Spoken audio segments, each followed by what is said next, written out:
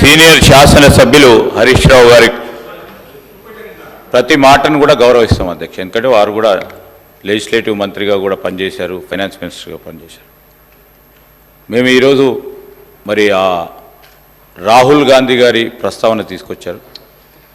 రాహుల్ గాంధీ గారిని ఎన్నిసార్లు చూపెడుతున్నారో దానికంటే 10 రెట్లు ఎక్కువ సార్లు ఈరోజు న్యాయపరంగా వారు కరెక్ట్గా మాట్లాడితే, సందర్భాన్ని పురస్కరించుకొని మాట్లాడితే ఇంకో 10 సార్లు కూడా చూపెట్టడానికి మీ అనుమతి ద్వారా ఏదంటే మీ కార్యాలయం నుంచి చూపెడతారని మాకు గొప్ప నమ్మకము. రెండవది, వాస్తవాలు మాట్లాడారు సార్. అప్పుడు భట్టి గారు కూడా వాస్తవాలు మాట్లాడారు కనుకనే ఏ డిస్టర్బెన్స్ లేకుండే మీ దగ్గర నుంచి కూడా.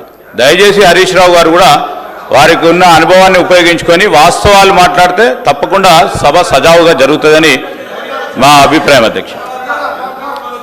ప్లీజ్.